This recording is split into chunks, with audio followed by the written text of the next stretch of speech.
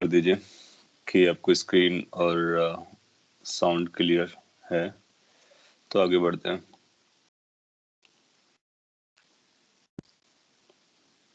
Can you see the screen and the sound is okay, it's visible, that's good. चलेगा। सो ये जो screen आपको दिख रही है, मैं आपको रिवाइज करा देता हूँ लास्ट क्लास में क्या क्या हुआ था, क्योंकि वो स्लाइड हमारे पास अवेलेबल है। इमीडिएटली आपको रिकॉल हो जाएगा और हम आगे बढ़ जाएंगे। कुछ क्वेश्चंस किए थे लाइक वेलोसिटी और पोजीशन के रिलेटेड, एसएचएम का चैप्टर चल रहा है, ये भी एक इम्पोर्टेंट क्वेश्चन था। इस पे कई तरह से क्वेश्चन पूछता है कि कब ब्लॉक कांटेक्ट छोड़ेगा या फिर कब नॉर्मल रेडिएशन कितने के बराबर हो जाएगी, मैक्सिमम हो जाएगी। जनरली ये दो क्वेश्चंस रहेंगे, बीच के भी क्वेश्चन पूछे जा सकते हैं। एंड फिर ये प्रूफ देखा था कि एसएचएम इक्वेशन का सोल्यूशन कैसे आता है। ये एक तरीके से प्रूफ है, और भी तरीके से प्रूफ एग्जिस्ट करता है, बट सिंस वो अपने काम का नहीं है, एक प्रूफ ही काफी है, इसलिए अपने इसको समझ लिया। यहाँ पर एक इंटीग्रेशन आपको लर्न करने को मिला, ये इंटीग्रेशन आप याद रख सकते हो, स्टैंडर्ड रिजल्ट है। फिर एनर्जी ऑफ एसएचएम पार्टिकल की हम लोगों ने कैलकुलेट की, kinetic, potential, average, instantaneous values, total energy, और इसको पोटेंशियल को स्प्रिंग से रिलेट करके देखा। एग्जैक्टली वही आता है, टोटल भी कैलकुलेट किया। और ये सब टर्मिनोलॉजीज या जितने भी रिजल्ट्स हैं वो काफ़ी इंपॉर्टेंट है। फिर ये एनर्जी ग्राफ है, बहुत इंपॉर्टेंट है कि काइनेटिक एनर्जी कैसे वेरी करती है, पोटेंशियल एनर्जी कैसे वेरी करती है, टोटल एनर्जी कांस्टेंट रहता है, कितना कांस्टेंट रहता है, कब वो एक दूसरे के बराबर होते हैं, किस जोन में कौन सी एनर्जी डोमिनेट कर रही होती है।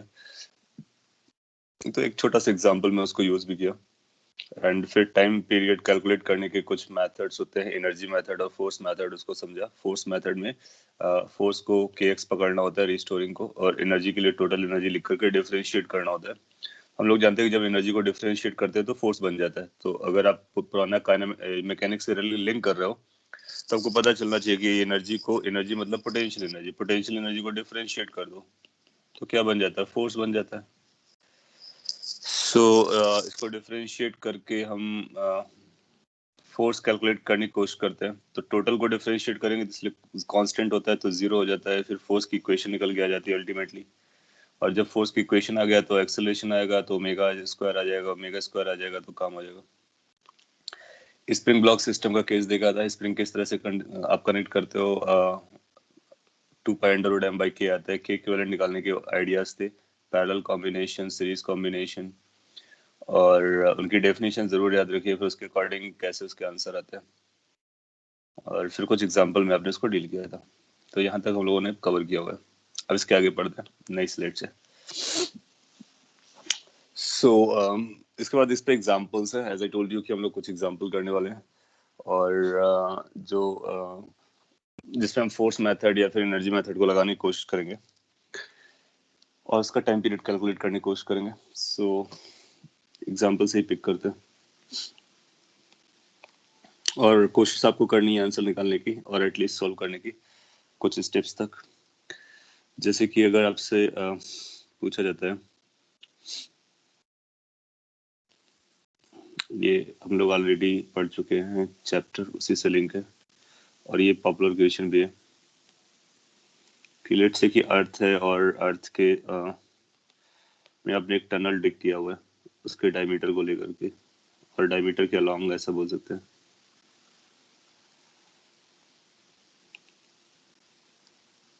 सो maybe like this, maybe horizontal, maybe vertical, क्योंकि फर्क नहीं पड़ेगा कि आप हॉरिजॉन्टल बनाते हो या वर्टिकल बनाते हो। लेकिन ये पहला जो क्वेश्चन है वो डायमीटर को लेकर के, कि डायमीटर के पैरेलल बनाते हैं। और फिर एक छोटा सा पार्टिकल यहाँ पे रिलीज किया गया एम मास का, बाकी ये अर्थ है, इसका मास और रेडियस आपको पता है। क्वेश्चन में find time taken by, A point से बी पॉइंट तक जाना है इसको, find time taken by particle of mass m to go from A to B if it is released at A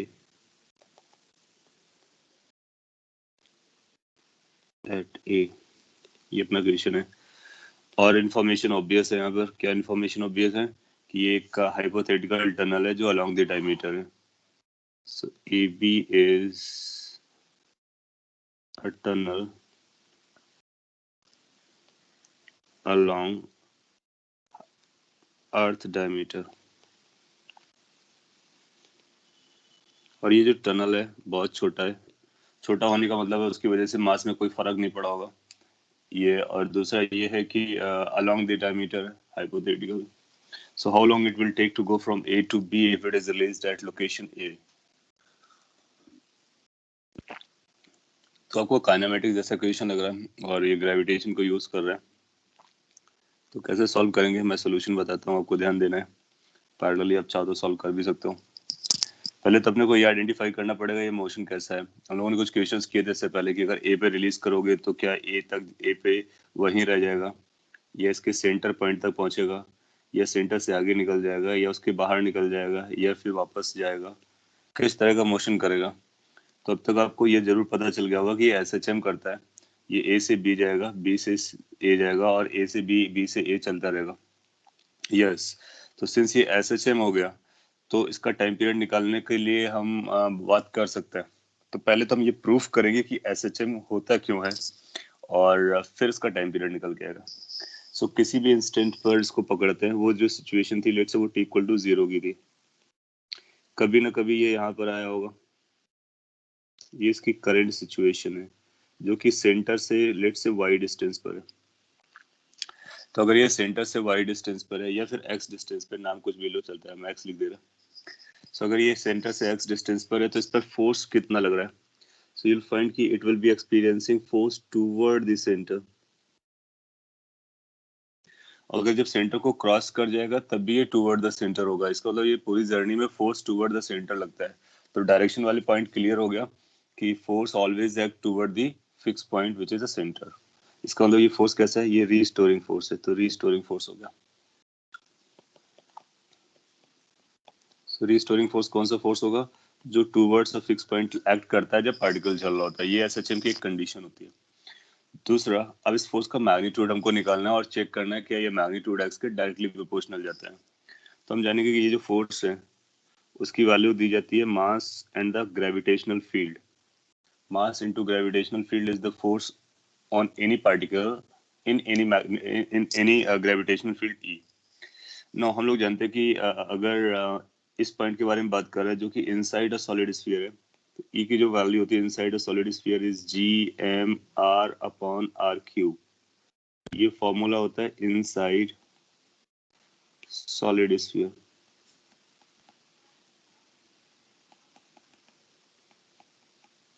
सो इस जो रिजल्ट हम ऑलरेडी जान चुके हैं उसको यहाँ पे डायरेक्टली यूज कर सकते हैं। तो अपने को पता चला कि जो रीस्टोरिंग फोर्स है that came out to be small m। E की वैल्यू रखते हैं g mass of earth, r का मतलब x हो जाएगा, डिवाइड बाई कैपिटल R का मतलब आर ई का क्यूब हो जाएगा। ना अगर आप इसको ध्यान से ऑब्जर्व करोगे तो आपको रियलाइज होगा कि this force is proportional to x and this is restoring in nature. So these are the 2 points that are important for us. It has to be restoring, it has to be directly proportional to x। इसका मतलब ये जो number है यही हमारे लिए k का काम करेगा। So अपने को k पता चल गया तो इसका टाइम पीरियड कितना आएगा, तो यहाँ से हम कैलकुलेट कर सकते हैं कि जो टाइम पीरियड आएगा t, it is going to be 2 pi under root m by k। Now let's place the value of k. So this becomes m divided by k, k is a capital G, m e small m upon r e cube। जब आप इसको further simplify करोगे तो आप देखोगे small M cancel out हो गया। इसका तो ये स्मॉल एम पे डिपेंड नहीं करेगा, तो ये बनेगा twice pi square root of R E. एक आर ई को ऊपर ले जाओ और नीचे बनेगा G M upon R E का स्क्वायर, जिसको स्मॉल जी लिखा जा सकता है। व्हाट आई डिड कि मैंने स्मॉल जी को क्या यूज किया है, स्मॉल जी को यूज किया है G M E upon R E square. आप समझ पा रहे होंगे। तो ये इसका टाइम पीरियड हो गया। ना इस टाइम पीरियड की एक खास बात आती है, वो आप समझ लीजिए। ये मास ऑफ द बॉडी पे डिपेंड नहीं करता है, मास ऑफ द बॉडी या पार्टिकल पे डिपेंड नहीं करता है। इसका मतलब आप आपसे ऐसा क्वेश्चन पूछ सकता है, एक लाइट ऑब्जेक्ट को रिलीज किया गया, एक हैवी ऑब्जेक्ट को रिलीज किया गया, तो बताइए ए से बी जाने में कौन ज्यादा टाइम लेगा। तो आप बोलोगे कि दोनों बराबर टाइम लेने वाले हैं ना। ये अभी टाइम पीरियड आया है। अब इस टाइम पीरियड से अगर हमको ये निकालना है कि टाइम कितना होगा, तो अपना आंसर क्या आएगा? क्या अपना आंसर यहाँ से हम बता पाएंगे? अपना आंसर बताने के लिए क्या हमको ये बोलना चाहिए कि ए से बी जाने वाला जो टाइम है वो टाइम पीरियड नहीं होगा, वो टाइम पीरियड का हाफ होगा, क्योंकि ए से बी जाता है फिर बी से ए वापस जाता है। इस कंप्लीट जर्नी को हम बोलते हैं कि एक टाइम पीरियड है।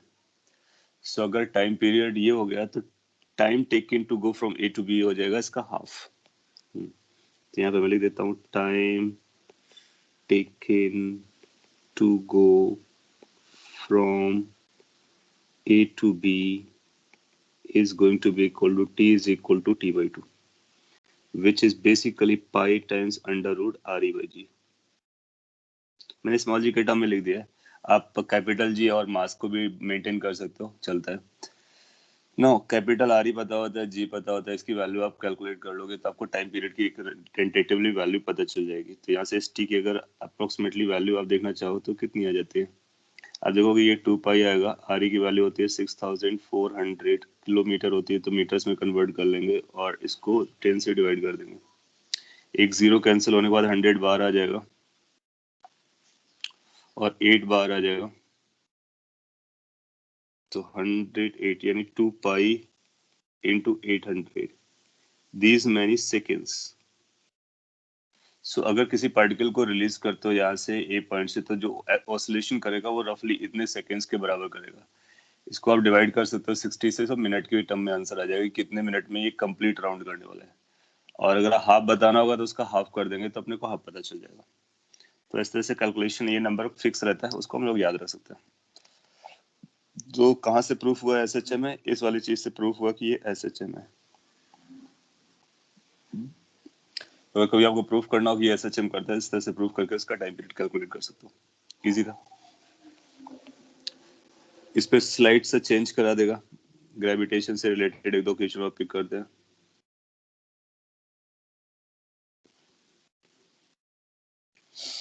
सो अगर सपोज कर लीजिए, बोलता है ये आपके पास अर्थ है और इस बार आपने एक टनल बनाया, लेकिन ये जो टनल है वो डायमीटर के अलॉन्ग नहीं है, कॉर्ड बना दिया है कोई। ये भी ऑलमोस्ट पॉपुलर है, तो इसका भी रिजल्ट हम लोग याद रख सकते हैं और एक बार सॉल्व करने से क्लियर हो जाएगा। एक आपने कुछ ऐसा कॉर्ड बनाया हुआ है, दैट मीन्स आपने टनल कहीं इधर बना दिया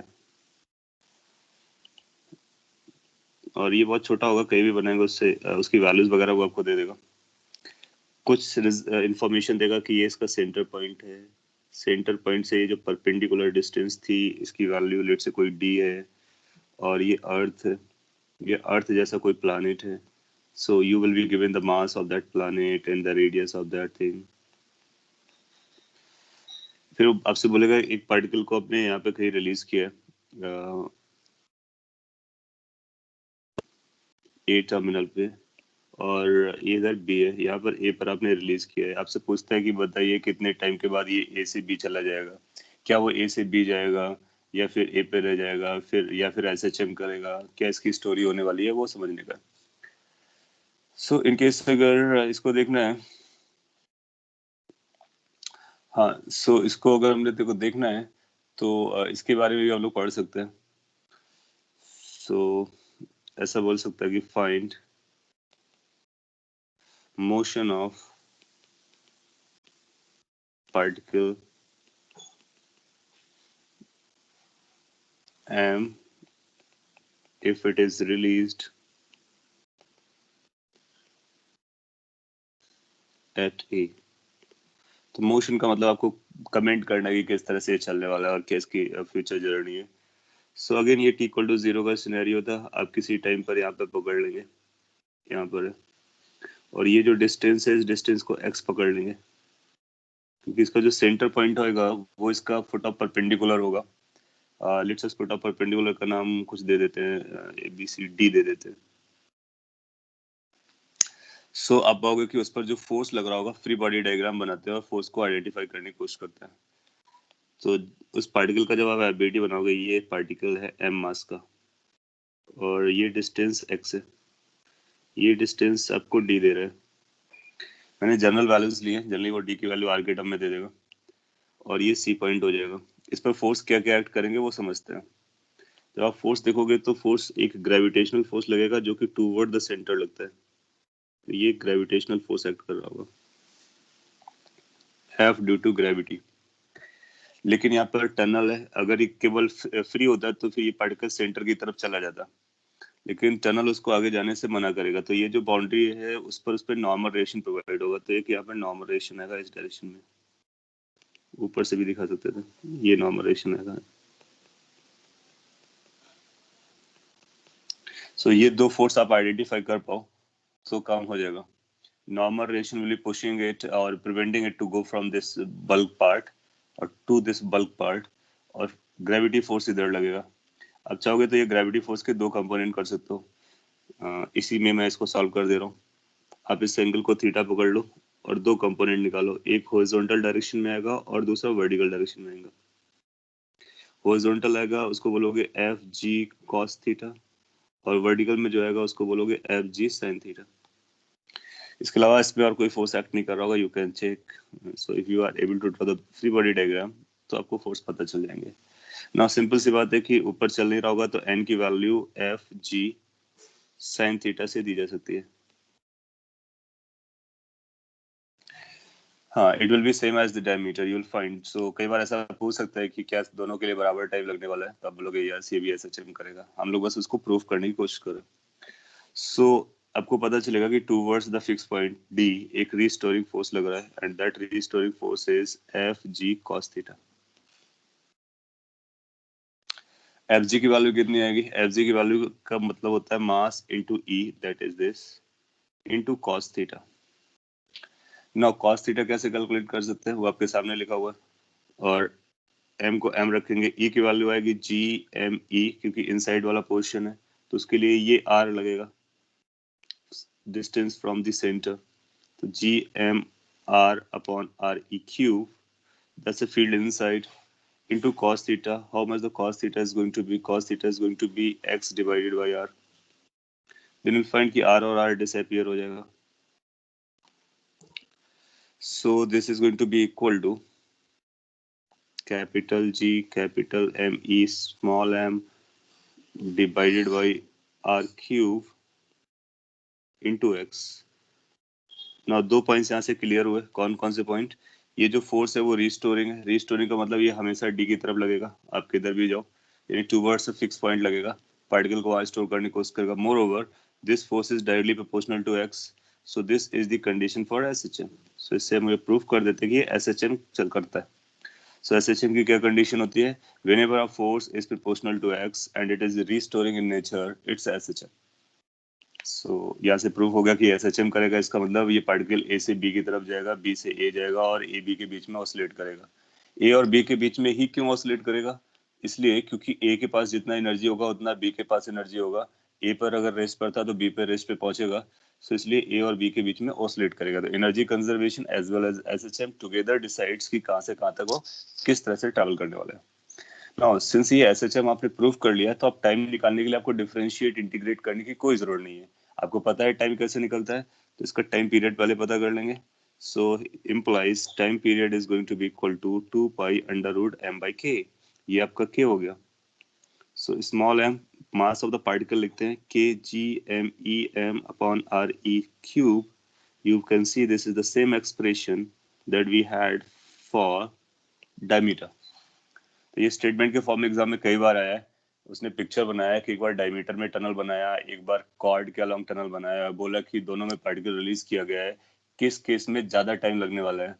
तो आपको ऐसा नहीं लगना चाहिए कि डायमीटर बड़ा है तो डायमीटर बड़ा होने की वजह से उस पर ज्यादा टाइम लगेगा। नहीं, दोनों एसएचएम करेंगे, दोनों के लिए टाइम पीरियड सेम आता है, तो सेम टाइम पीरियड से वो चलते हैं। खास इंपॉर्टेंट पॉइंट है, इसको एज ए नोट्स में लिख सकते हैं कि कोई भी टनल आप बनाओ, किसी भी कॉर्ड के अलॉन्ग बनाओ, टाइम पीरियड सेम रहता है। फिर आपका क्वेश्चन है time taken to go A from B, अगर पूछा जाता है, और A to B, this is going to be T is equal to T by two, half of the time period, and that's your time. So nutshell में क्या point आपको पता चला कि अर्थ में कहीं भी आप टनल बनाओ, किसी भी पार्टिकल को रिलीज करो, the particle will be performing SHM, पहला point.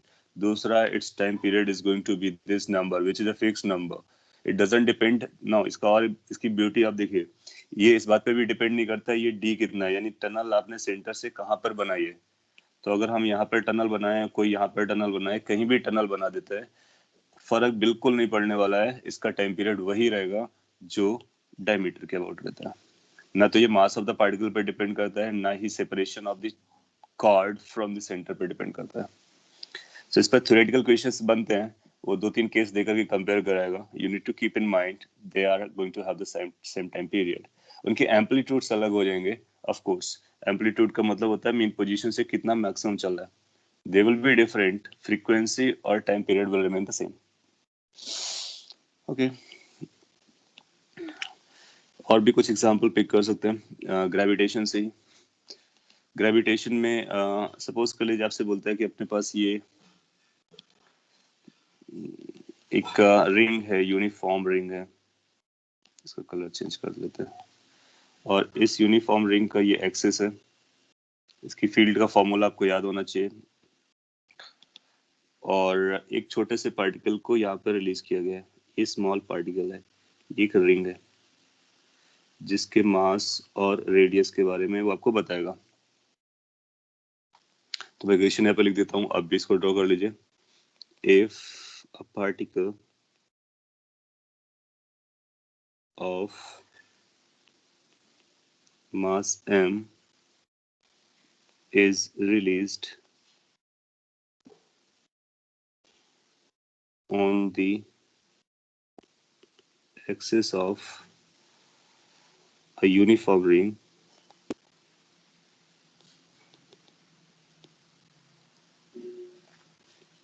find motion of particle for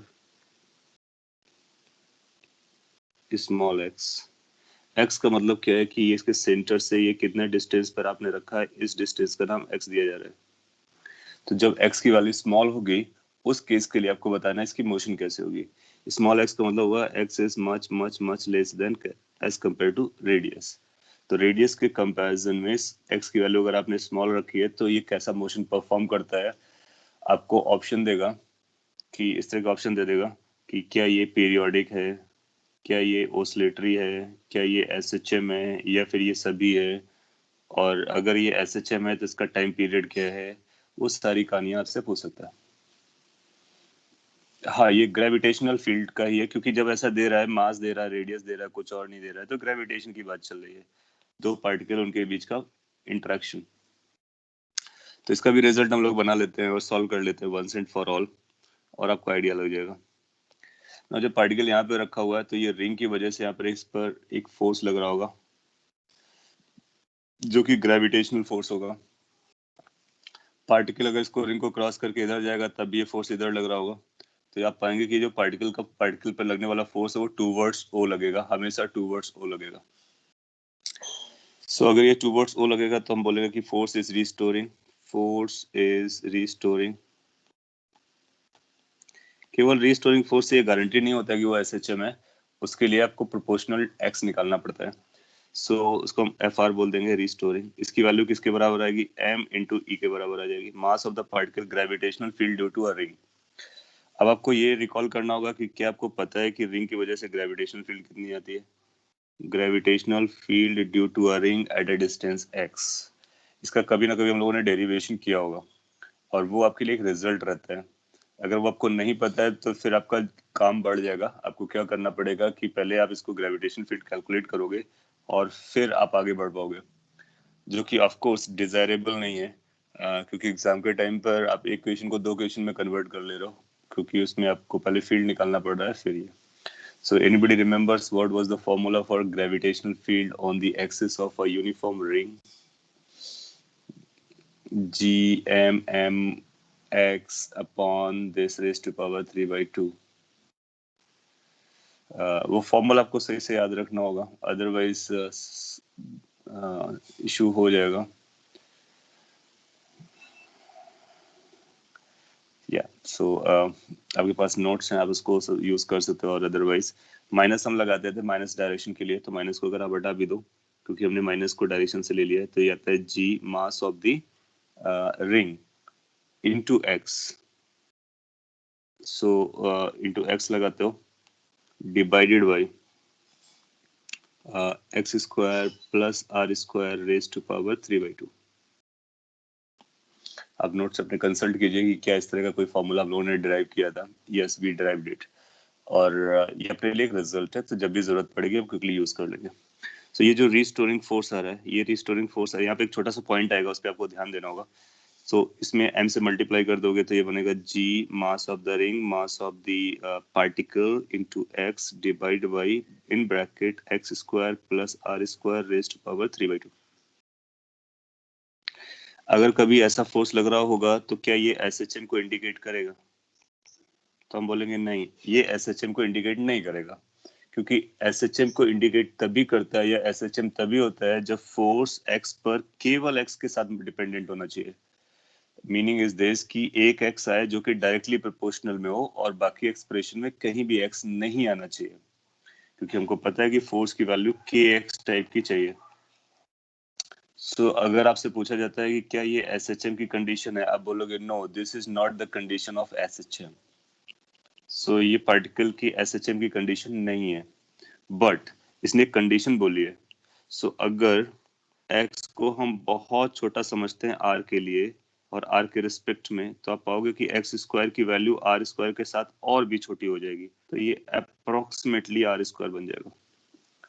सो जब स्मॉल x होगा यानी क्लोज टू द सेंटर रखोगे आप, तो फिर इस पूरे टर्म को हम r स्क्वायर से रिप्लेस कर सकते हैं डिनोमिनेटर को।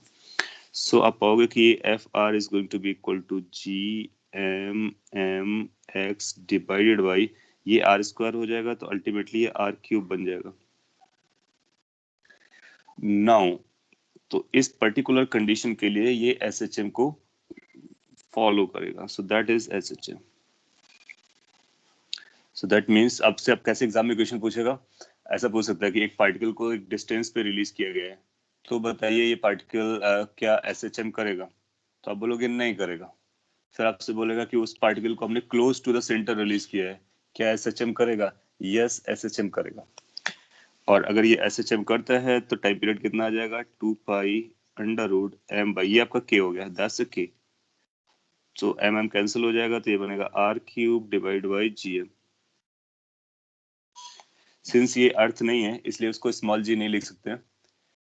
सिंस ये अर्थ नहीं है इसलिए इसको स्मॉल जी नहीं लिख सकते हैं, बट फॉर्मेट उसी तरह का है, तो R cube upon G M हो जाएगा। और फिर आपसे पूछता है कि एक तरफ से दूसरी तरफ जाने पे क्या टाइम होगा, क्या वेलोसिटी होगी। सिंस आपको ये पता चल गया कि ये एसएचएम करने वाला है, तो आप पाओगे कि ये पार्टिकल इस तरह से चल रहा होगा।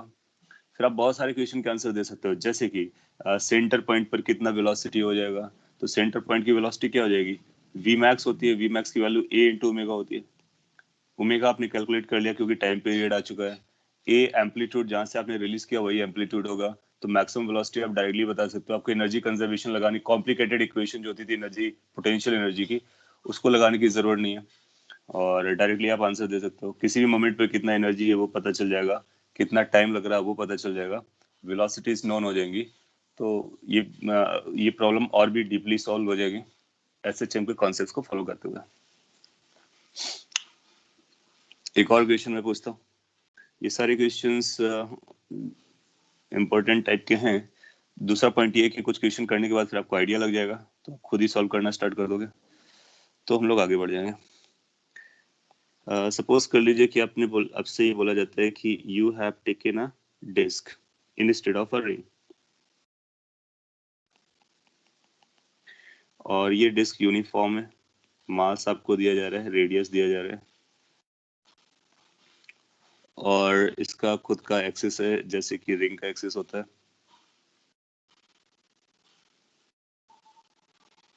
एंड मोर ओवर इसके एक्सिस पर यहाँ पर आपने एक स्मॉल ओपनिंग किया हुआ है, स्मॉल ओपनिंग है यहाँ पर।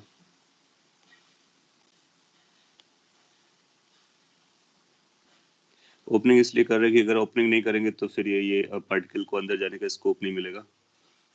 सो इस तरह से एक स्मॉल ओपनिंग है और एक पार्टिकल को यहाँ पे रिलीज किया गया है। ये m मास का पार्टिकल है, x डिस्टेंस पर है। ड्रॉ कर लीजिए पिक्चर और मैं आपको क्वेश्चन देता हूँ, आपको आंसर करना है। If a particle of mass m is released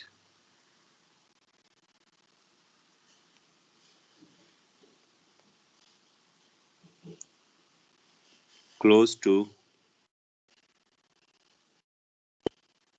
cavity at the center of uniform disk,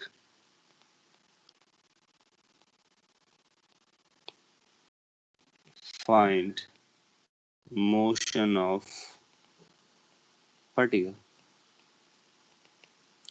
मैं इसको ऑब्जेक्टिव देता हूँ जैसे एग्जाम में पूछता है और तब आपको आंसर करना है। जैसे पहला ऑप्शन है, क्या ये पीरियोडिक मोशन होगा? वन और मोर देन वन करेक्ट हो सकता है। क्या ये ओसिलेटरी मोशन होगा?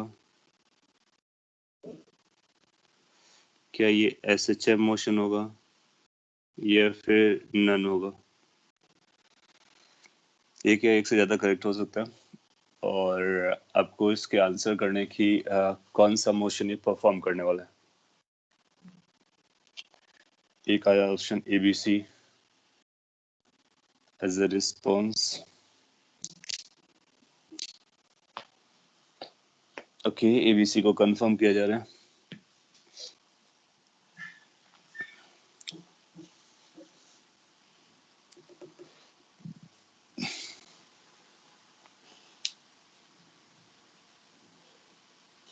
एबीसी को कंफर्म किया गया।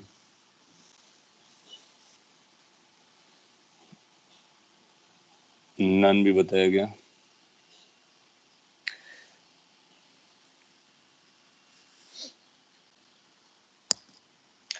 देखो, इसका आंसर हम तभी करेक्टली दे पाएंगे जब हम पुरानी सारी चीजों को अपने ब्रेन में रखते हैं हर मोमेंट पे, कि पीरियोडिक क्या होता है, ओसिलेटरी क्या होता है, एसएचएम क्या होता है, फिर ये जो गिवन कंडीशन है उस पे क्या हो रहा है, एंड देन एनालाइज करेंगे।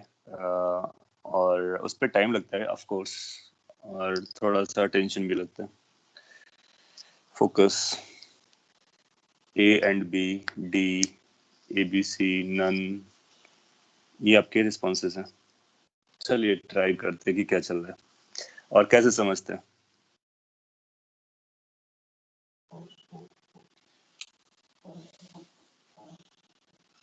ओके, सो अच्छी बात है कि आपने फोर्स से स्टार्ट किया, तो आपको फोर्स से स्टार्ट करना चाहिए। तो एफबीडी बनाते हैं इसका, और एफबीडी मैं उसी पे दिखा दे रहा हूँ। ये पार्टिकल है, इस पे फोर्स दिखाना है। तो ये पार्टिकल का मास m है और जब हम लोग ऐसा देखते हैं तो एज्यूम करते हैं कि बार क्वेश्चन का इंटेंशन क्या होता है कि कोई और फोर्स नहीं एक्ट कर रहा है, केवल ये ग्रेविटेशन इंटरेक्शन है। अर्थ वगैरह नहीं है तो mg नहीं है एंड ऑल दैट। वो आप समझते हो कि ग्रेविटेशन में क्या चलता है। सो इस पर जो फोर्स एक्ट करेगा वो अट्रैक्टिव फोर्स होगा ग्रेविटेशन का। तो ये फोर्स एक्ट करेगा ग्रेविटेशन की वजह से। क्या ये रिस्टोरिंग फोर्स होगा? यस, ये रिस्टोरिंग होगा। So there is a restoring force. और सिंस वो टनल जो छोटा सा बनाया होल, उससे पार्टिकल आप रिलीज करोगे तो फोर्स लगेगा, फोर्स की वजह से एक्सेलरेशन आएगा, एक्सेलरेशन की वजह से वेलोसिटी आएगा, वेलोसिटी की वजह से ये डिस्प्लेस करेगा और सेंटर तक पहुंचेगा। जब ये सेंटर पे पहुंचेगा तो उसके पास एक अच्छी खासी वेलोसिटी आ चुकी होगी, तो मोमेंटम होगा। उस मोमेंटम की वजह से ये सेकंड साइड चला जाएगा। सेकंड साइड भी उतना ही दूर तक जाएगा जितना दूर तक आया था, जहां से आया था। क्यों? क्योंकि एनर्जी कंजर्व्ड है, तो जितना पोटेंशियल वहां रहा होगा उतनी पोटेंशियल यहाँ पे क्रिएट करेगा। फिर इसके बाद वहां मोमेंटरली रेस्ट पर आएगा तो फिर रिटर्न करेगा। क्यों? क्योंकि अब फोर्स इस डायरेक्शन में एक्ट करेगा। फिर इसके पास वेलोसिटी आ जाएगी सेंटर पॉइंट पर, तो फिर ये क्रॉस करके दूसरी तरफ चला जाएगा।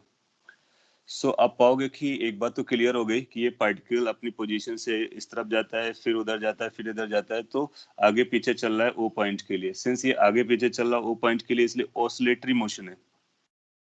सिंस ये अपने आप को रिपीट करता है, ये पीरियोडिक मोशन है।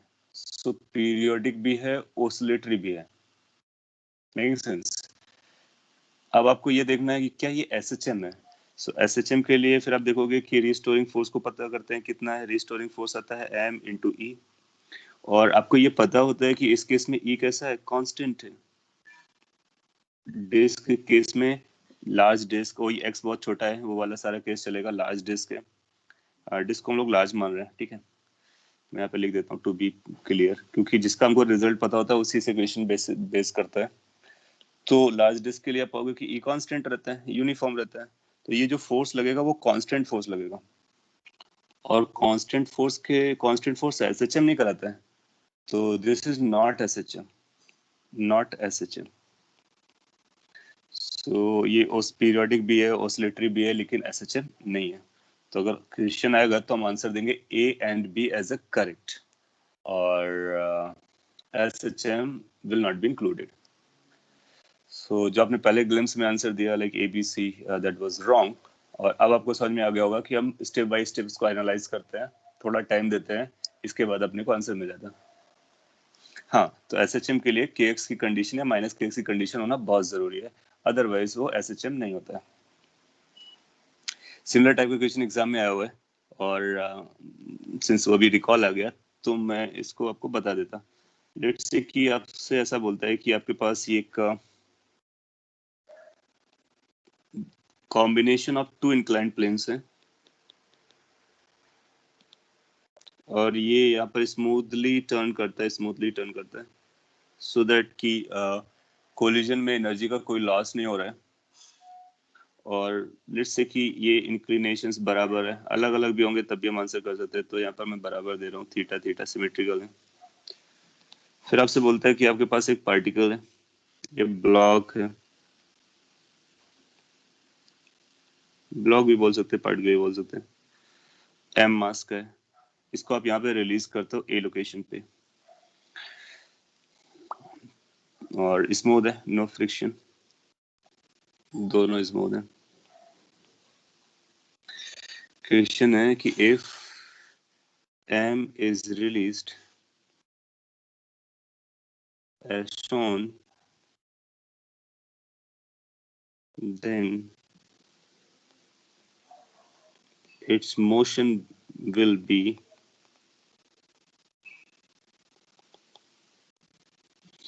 ऑप्शन वही बना के दे देगा, periodic, oscillatory, SHM, none.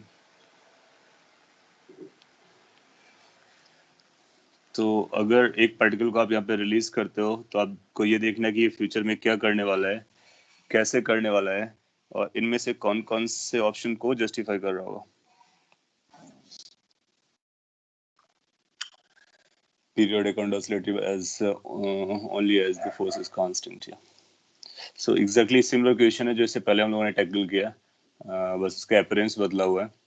So आप जानते हो कि इसको जब रिलीज करोगे तो ये इधर एक्सेलरेशन से चलेगा, और जो भी एक्सेलरेशन आएगा वो कांस्टेंट आएगा। सो A and B is the correct answer, yes. तो इस इधर जाएगा, फिर इसके बाद ये ऊपर चला जाएगा, फिर ये रिटर्न जर्नी फॉलो करेगा, फिर ऊपर जाएगा, फिर नीचे जाएगा, यही करता रहेगा पूरे टाइम। और लेकिन ये SHM नहीं कर रहा होगा, आपको ये दिमाग में रखना होगा, it's not doing SHM। The reason being कि ये जो फोर्स आ रहा है, रिस्टोरिंग फोर्स रिस्टोरिंग रहेगा, लेकिन ये जो रिस्टोरिंग फोर्स है ये उस नेचर का नहीं है कि X के डायरेक्टली प्रोपोर्शनल हो, कांस्टेंट है। तो आप बोलोगे कि oscillatory and periodic but not SHM।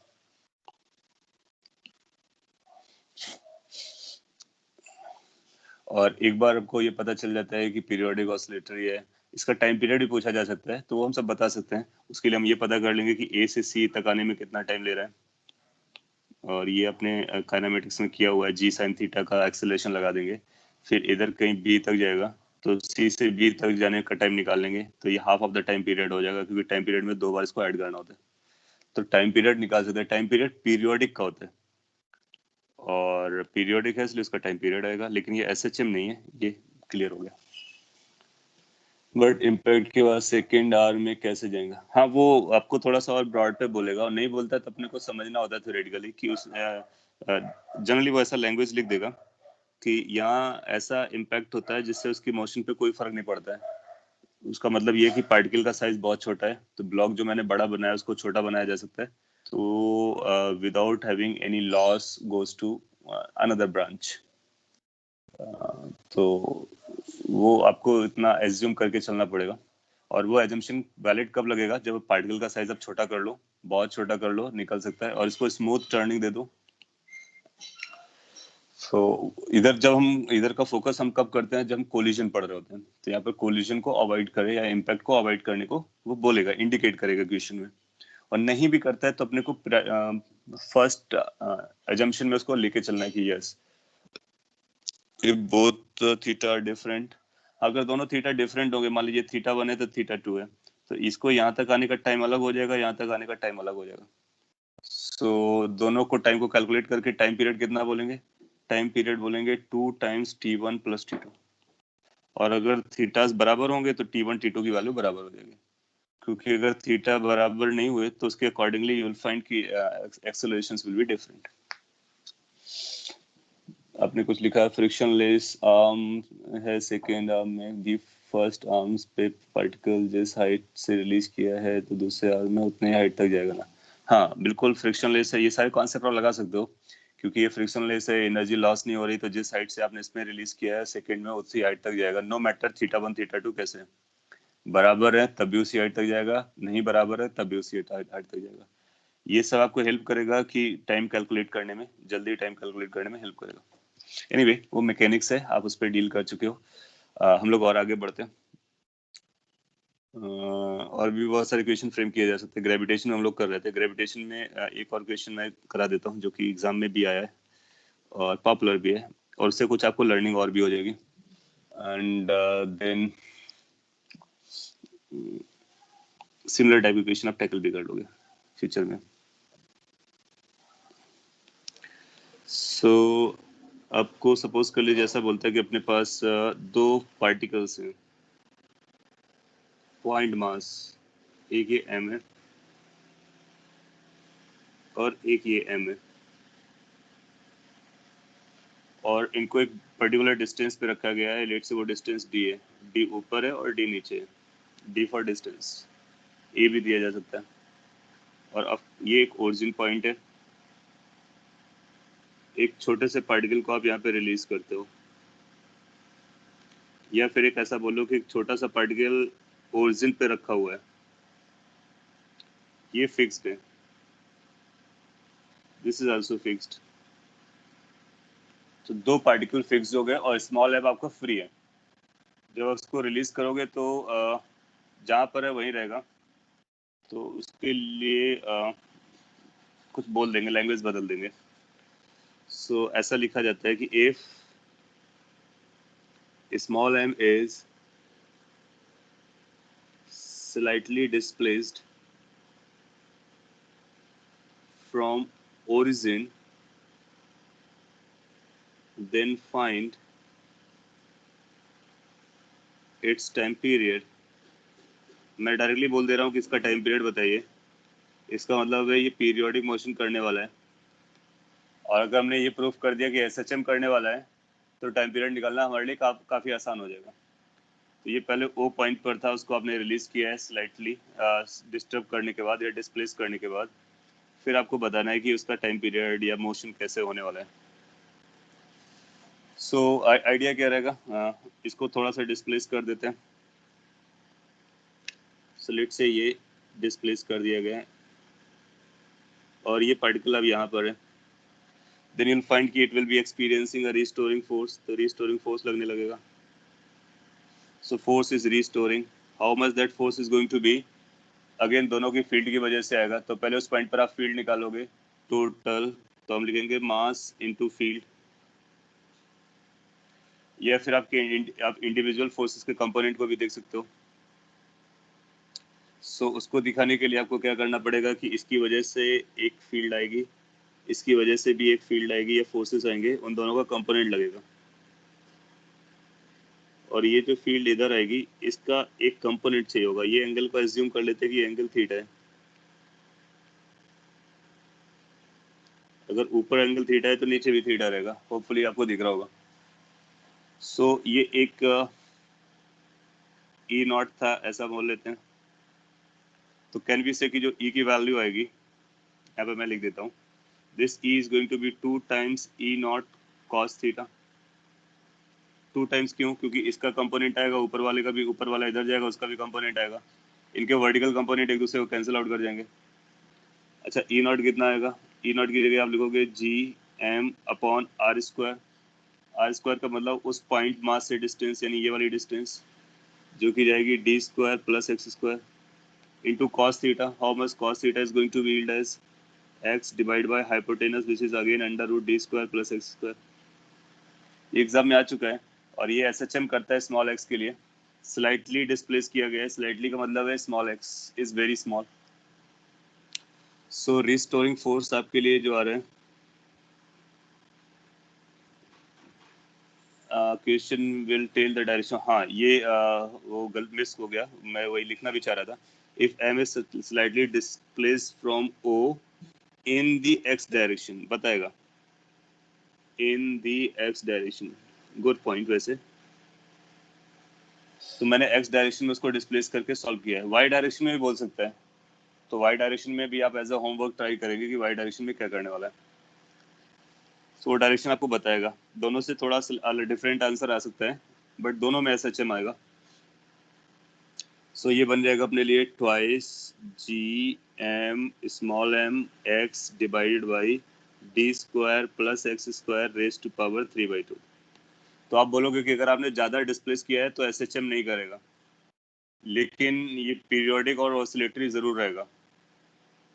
और अगर x की वैल्यू छोटी है, अगर x is much much much less then d, then we can say कि d square plus x square is approximately equal to d square.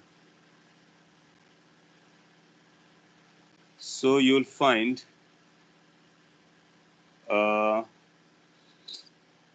कि इसकी जो वैल्यू आएगी, अच्छा वो y डायरेक्शन में क्या आएगा, वो आपने क्वेश्चन जो रेस किया हम लोग देख लेंगे। हालांकि मैंने स्टेटमेंट में दोनों की तरफ बोल दिया था, so उसको अभी कैंसिल कर लेते हैं, पहले इसको फोकस कर लेते हैं। सो रिस्टोरिंग फोर्स कितना हो जाएगा? रिस्टोरिंग फोर्स हो जाएगा twice G M M X divided by D raise to power 3। तो ये रिस्टोरिंग फोर्स हो गया, एसएचएम हो गया। सो एक्स डायरेक्शन में आप पाएंगे कि ये एसएचएम करता है। सो टाइम पीरियड कितना हो जाएगा? It's going to be twice pi under root M by K, और के के लिए आप बोलोगे ये आएगा D cube divide by twice G M. So ये याद रखिए कि अगर इसका परपेंडिकुलर डायरेक्शन में आप कर रहे हो तो ये ऑसिलेट कर रहा होता है, एसएचएम कर रहा होता है, उसका टाइम पीरियड ये होता है। फिर दूसरा जो आपने पूछा था क्वेश्चन की वाई डायरेक्शन में क्या होगा, तो वाई डायरेक्शन में मैं रीटेक ले लेता हूँ कि वाई डायरेक्शन में जब आप डिस्प्लेस करोगे तो आप पाओगे कि फिर इसका फोर्स बढ़ जाएगा। या यू आर राइट कि इसका फोर्स बढ़ जाएगा, क्योंकि अट्रैक्टिव फोर्स लग रहा होता है, तो फिर वो बाहर की तरफ चला जाएगा, फिर एसएचएम नहीं करेगा। So it will be doing SHM only in this x direction. Electrostatic में जब आप जाओगे, चार्ज होते हैं जो रिपेल कर रहे होते हैं, तो उस केस में एसएचएम आ जाता है। यहाँ पर अट्रैक्टिव फोर्स है, इसलिए जिसके पास जाएगा वो ज्यादा स्ट्रॉन्ग से पुल करेगा, तो इसलिए वो बाहर निकल जाएगा। सो ये एसएचएम कर रहा होगा। नोट पॉइंट भी लिख सकते हो। If it is displaced along y direction in the above figure,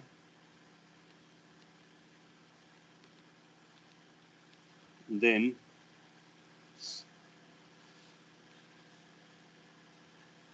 it will move away. अगर आपने थोड़ा भी डिस्प्लेस किया तो ये और दूर चला जाएगा, क्योंकि उसके पास वाला पार्टिकल उसको ज्यादा पुल कर रहा होगा। ये इसलिए है क्योंकि वो अट्रैक्टिव फोर्सेस होते हैं। अगर रिपल्सिव रहा होता तो फिर इसका रिपल्सन बढ़ जाता, तो फिर एसएचएम निकलता है। तो इलेक्ट्रोस्टैटिक में देख लेंगे। सो ये इसलिए मैंने ये नोट पॉइंट लिख दिया। अब इस नोट पॉइंट को एज ए रिजल्ट याद रखना है, जो एसएचएम के लिए केवल ये डायरेक्शन और टाइम पीरियड और वाई डायरेक्शन में उस ये मूव अवे करेगा, ना पीरियोडिक होगा, ना ऑसिलेटरी होगा वाई डायरेक्शन में, ना ही एसएचएम आएगा। जिस साइड को डिस्प्लेस हुआ है वही साइड में रहेगा वाई डायरेक्शन में। यस, रिपल्शन रहा होता तो वाई एक्स डायरेक्शन में डिस्प्लेसमेंट नहीं कर पाते। हाँ रिपल्शन रहा होता तो फिर यहाँ पर इधर चला जाता, बिल्कुल सही बात है। सो फोर्सेस को देख करके डिसाइड करते हैं। तो अपने को क्या करना है कि अपने को जहाँ पर डिस्प्लेस करने को बोलेगा वहाँ पर डिस्प्लेस करेंगे, फिर फोर्सेस को निकालेंगे, चेक करेंगे क्या वो रिस्टोरिंग है। अगर रिस्टोरिंग है तो वापस आएगा, अदरवाइज दूर चला जाएगा अगर रिपल्सिव है तो। और अगर रिस्टोरिंग है उसमें भी क्या वो एक्स का प्रोपोर्शनल है। और कई बार क्या होता है कि ऐसी कंडीशन लगा करके भी प्रोपोर्शनल दिखा देते हैं जो कि ओरिजिनली प्रोपोर्शनल नहीं होता। तो इस ये छोटा सा पॉइंट था जिसको हमने 2 एग्जांपल में आपको एक्सप्लेन करने की कोशिश की। और ऐसी टेंडेंसी होती है कई बार कि इस तरह का एक्सप्रेशन बनाएगा और फिर कोई कंडीशन लगाएगा स्लाइटली और समथिंग, फिर आपको एसएचएम तक ले जाने की कोशिश कराएगा। तो वो इस तरह से अप्रोक्सीमेशन भी हम लगाना यूज करेंगे और लगाना लर्न करेंगे, वो इस पे आपने देखा। सो इस तरह से ग्रेविटेशन में बहुत सारे क्वेश्चन एसएचएम से लिंक किए जा सकते हैं। एक क्वेश्चन मैं फ्लूइड से भी अभी पिक कर लेता हूँ क्योंकि अभी रिसेंटली हम लोगों ने फ्लूइड को कंप्लीट किया है। सो लेट्स से कि आपसे ऐसा बोलता है कि आपके पास एक टैंक है, टैंक में वाटर फील्ड है या लिक्विड फील्ड है, इसकी डेंसिटी रो दी गई है और रो लिक्विड है। एंड देन आपसे बोलेगा कि आपके पास एक सिलेंडर है और समथिंग लाइक ये ऑब्जेक्ट है और ये पार्सली फ्लोट सबमर्ज होकर के फ्लोट कर रहा है। इसकी अपनी डेंसिटी रो ऑब्जेक्ट है और लेट्स से कि इसका कुछ पोर्शन आपको बताया गया कि वो सबमर्ज्ड है। इसको सिलेंडर मान लेते हैं, सिलेंडर का रेडियस दिया गया है, लेट्स से लेंथ दी गई है। टोटल लेंथ के बारे में बात कर लेते हैं, टोटल लेंथ L है और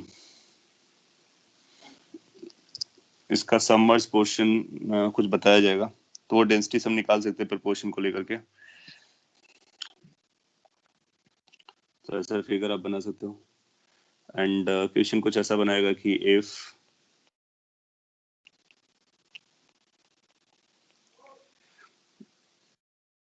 block or cylinder or something, block is slightly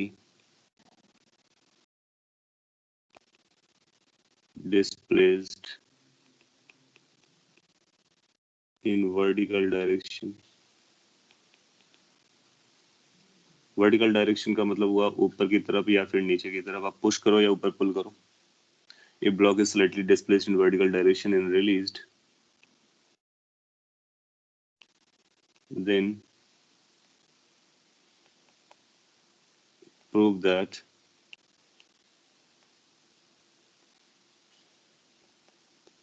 it performs SHM।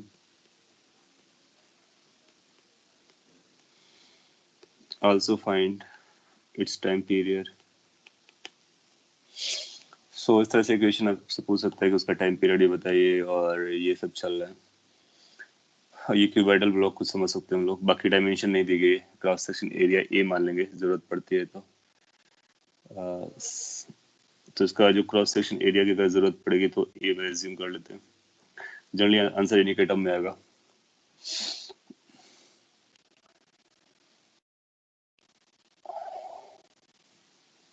तो इसको सॉल्व कर लेते हैं। आपने कुछ लिखा था, मैं वो पढ़ रहा था। इसको सॉल्व करने के बाद फिर अपना जो आंसर आएगा उसको पकड़ते हैं। तो क्या करने का, पहले ये इक्विलिब्रियम पर था, तो जो फोर्सेस थे वो बैलेंस थे। तो अगर ये जो फोर्सेस बैलेंस थे तो उस पॉइंट पर आप पाओगे कि अगर ये फोर्स बैलेंस रहा होगा तो उस बैलेंस फोर्स की वजह से ये कहीं नहीं जा रहा था। तो अगर हम सॉल्व करेंगे तो किस तरह से सॉल्व करेंगे, तो इसको मैं 2 स्टेप पे सॉल्व कर देता हूँ। एक वो पहले जब बैलेंस था और एक पहले जब आपने पुश किया या इसको स्लाइटली डिस्टर्ब किया।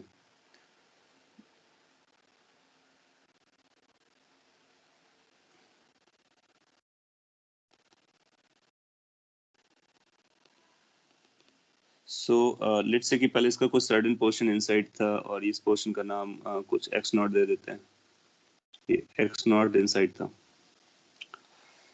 तो इस प्रकार जो एम एफ ग्रेविट ये जो बाउंसी फोर्स रहा होगा और ये ग्रेविटेशनल फोर्स रहे होंगे वो एक दूसरे को बैलेंस कर रहे होंगे। बाउंसी फोर्स कितना लग रहा होगा, सबमर्ज्ड वॉल्यूम में आएगा area into x not. In case कभी आपको सॉल्व करना पड़ता है क्वेश्चंस को, तो इस तरह से हम लोग स्टार्ट कर सकते हैं। तो ये सबमर्ज्ड वॉल्यूम हो गया into density of liquid into G. This was equal to area into length into density of object into G. So that's the first equation. Later on क्या करते हो आप? Later on अपने लेट से इसको slightly push कर दिया. तो जो अमाउंट पुश किया गया उस अमाउंट को लेट से हम लोग x बोलते हैं. तो लेट से आपने इसको x अमाउंट को पुश किया है. तो अगर आपने x अमाउंट को पुश किया तो ये टोटल लेंथ हो जाएगी x नॉट प्लस x. उस केस में आप पाओगे कि बॉयंसी बढ़ जाएगा. बॉयंसी बढ़ जाएगा तो फोर्स ऊपर की तरफ एक्ट करने लगेगा. रीस्टोरिंग फोर्स हो जाएगा. ये जो रीस्टोरिंग फोर्स बन रहा है इसके बारे में हम लोग समझते हैं. कैन वी से कि ये रीस्टोरिंग फोर्स होगा जिसमें बॉयंसी डोमिनेट कर रहा होगा और mg छोटा पड़ गया होगा. इसको हम लोग डायरेक्टली भी बोल सकते हैं एक लाइन में, लेकिन इस तरह से स्टेप वाइज करेंगे तो this is way we should go. Buoyancy new buoyancy कितना आएगा? एरिया वही रहेगा और जो लेंथ है वो x प्लस एक्स नॉट हो गया into density of liquid into G minus mass के लिए क्या लिखेंगे? Area into L into density of object into G. Simplify करते हैं. सो यहाँ से आएगा area into rho L into G into X plus area into X nought into rho L G minus area length rho nought into G. इस number को देखो तो जो ब्रैकेट पे लिखा हुआ है ये वही है जो आपस में बराबर हुआ करते थे. तो इसको कैसे हम लोग इंटरप्रेट करते हैं? आप पाओगे कि ये टर्म जीरो हो जा रहा है. हम लोग इंटरप्रेट कैसे करते हैं? हमको डायरेक्टली सॉल्व करना होता है. हम लोग क्या बोलते हैं कि पहले अगर इक्विलिब्रियम में था तो बाद में भी इक्विलिब्रियम में रहा होगा. वो फोर्सेस आपस में बैलेंस कर रहे होंगे. एक्स्ट्रा फोर्स कितना आया होगा? एक्स्ट्रा फोर्स वही आया होगा कि जो आपने डिस्प्लेस किया वॉल्यूम, उसकी वजह से जो बॉयंसी बना हुआ है. So that extra buoyancy is the restoring force. So restoring force is the extra buoyancy. So this is the extra buoyancy.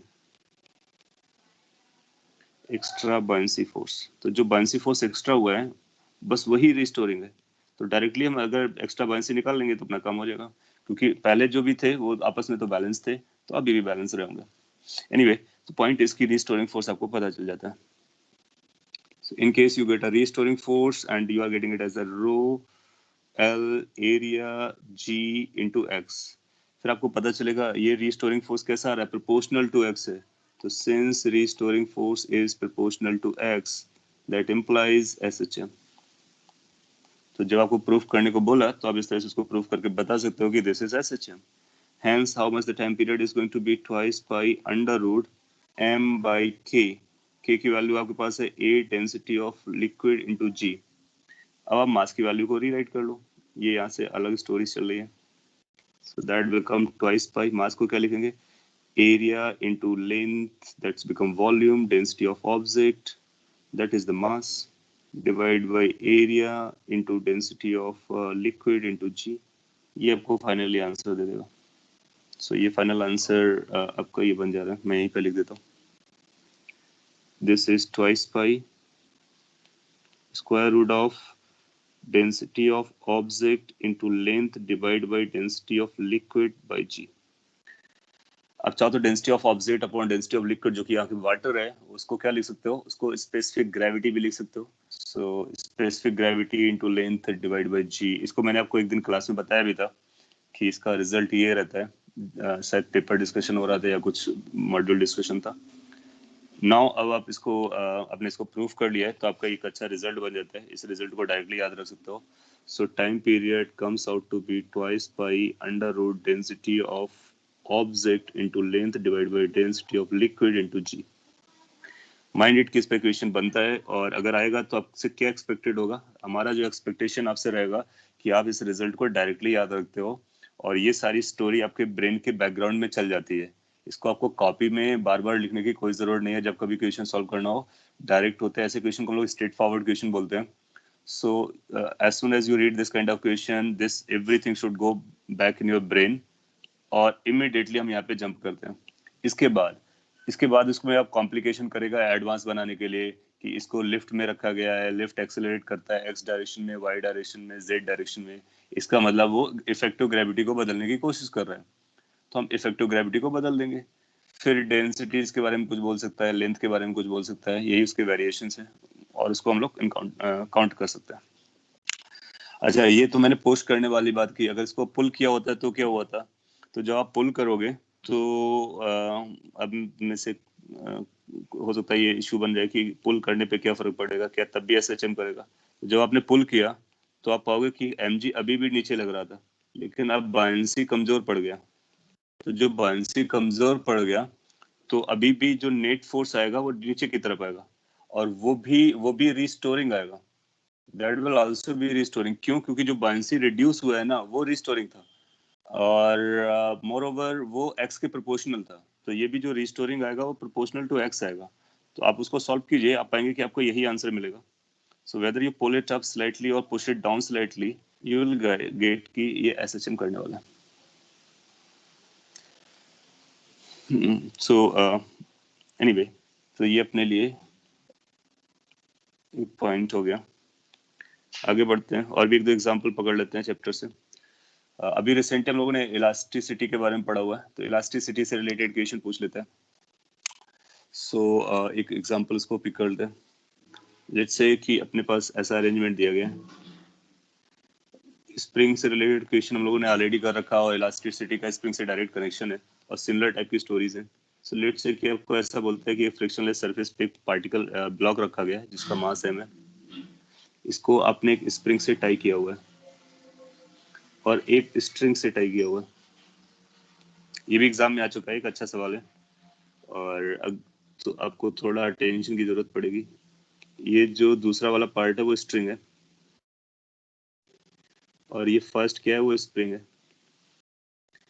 Spring का स्टिफनेस के दिया गया, इसके बारे में आपको बताया गया, इसका क्रॉस सेक्शनल एरिया दिया गया है, इसकी लेंथ गिवन है, इसका यंग्स मॉडुलस गिवन है। ये सारी इंफॉर्मेशन दी गई है, और आपसे पूछता है कि अगेन ब्लॉक इक्विलिब्रियम पर है, सारी स्टोरी वही है। Find T if m is slightly displaced along x direction, along horizontal direction. So आप x डायरेक्शन में प्लस x या माइनस x में इसको स्लाइटली डिस्टर्ब करो और रिलीज करो, तो आपको ये बताना है कि इसका टाइम पीरियड कितना होगा। अगर ये क्वेश्चन टाइम पीरियड पूछ रहा है तो इसका मतलब है कि पीरियोडिक मोशन तो डेफिनेटली होने वाला है, और अपने को उसका आंसर करना। आप पूछ रहे हो कि क्या स्ट्रिंग स्लैक नहीं करेगा? हाँ बिल्कुल करेगा। अगर स्ट्रिंग स्लैक हो रहा है तो स्लैक करेगा, नहीं हो रहा है तो नहीं करेगा। तो वो आपको सारी चीजें इंक्लूड करनी है। You need to count all those things, कि स्ट्रिंग स्लैक करता है, स्ट्रिंग को हम पुश नहीं कर सकते, आई मीन कंप्रेस नहीं कर पाते हैं। सो हाँ, तो आपको कंबाइंड होकर के देखना कि दोनों का कंबाइंड मोशन कैसे जा रहा है, वो आपके लिए हेल्पफुल रहेगा।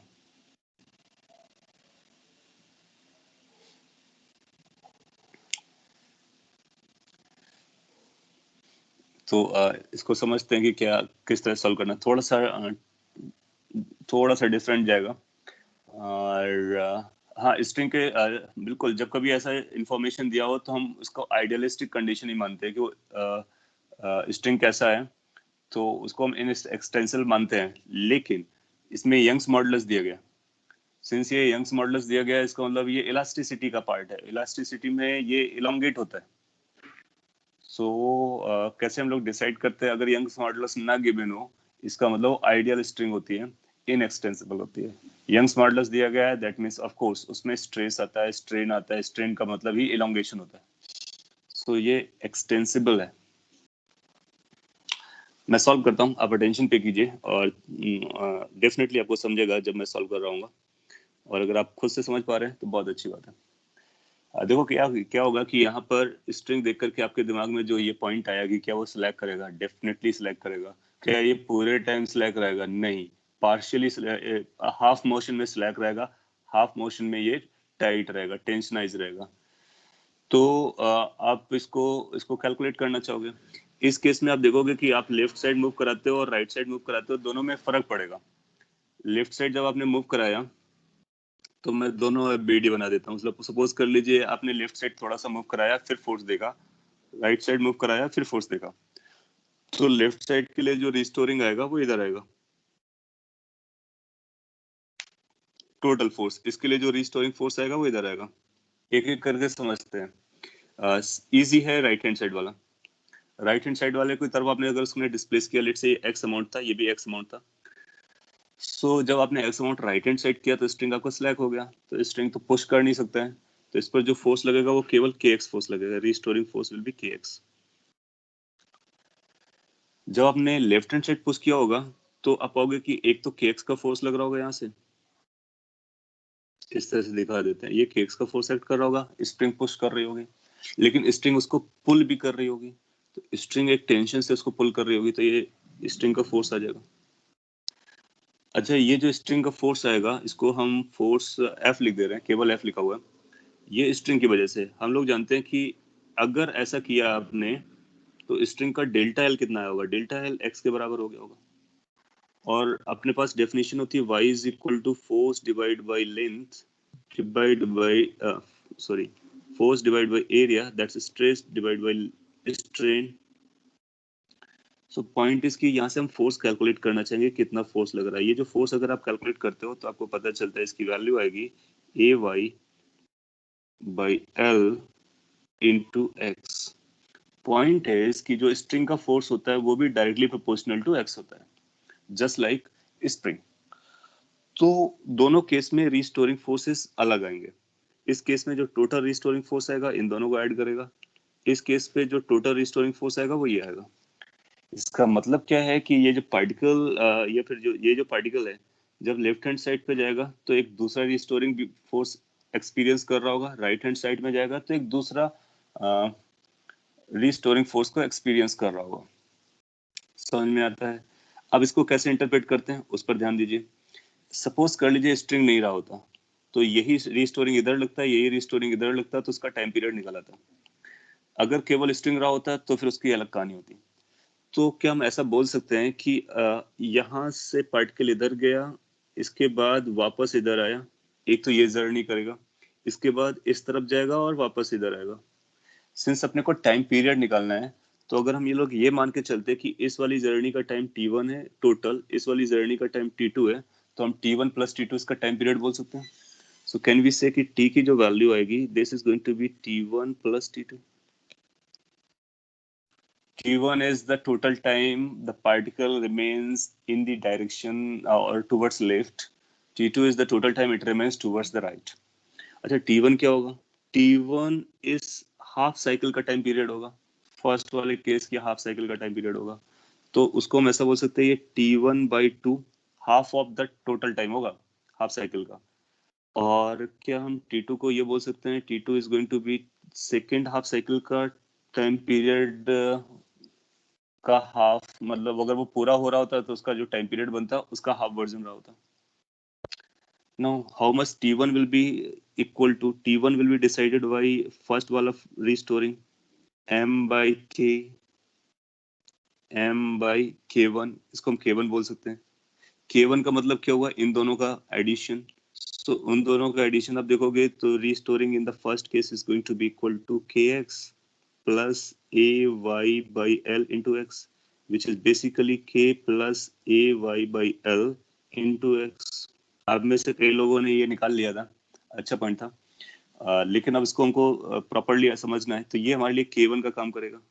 फर्स्ट के लिए जो इक्विवेलेंट k आएगा, सो ये बन जाएगा अपना k plus A Y by L.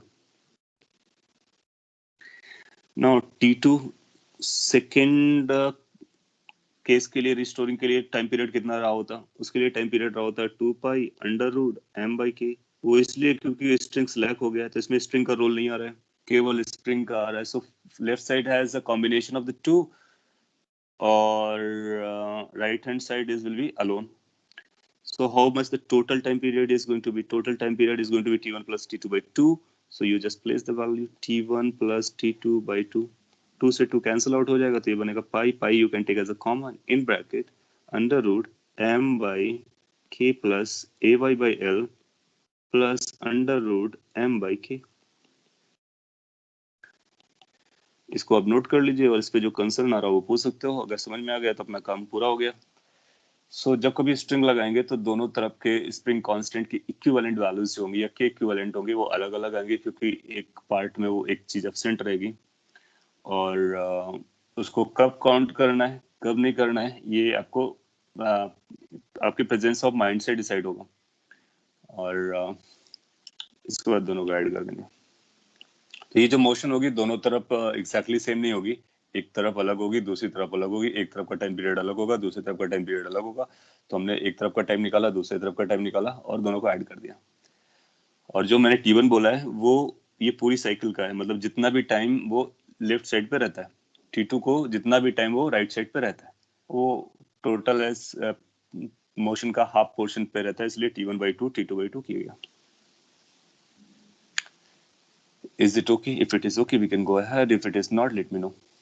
तो आप लोगों ने जो आंसर दिया था 2 pi R under root M similar type का दिया था, बट वो 2 पाई नहीं करने का, एक तो 2 से डिवाइड कर देना है, वो हाफ का पार्ट होगा, फिर सेकेंड हाफ को ऐड भी करना है।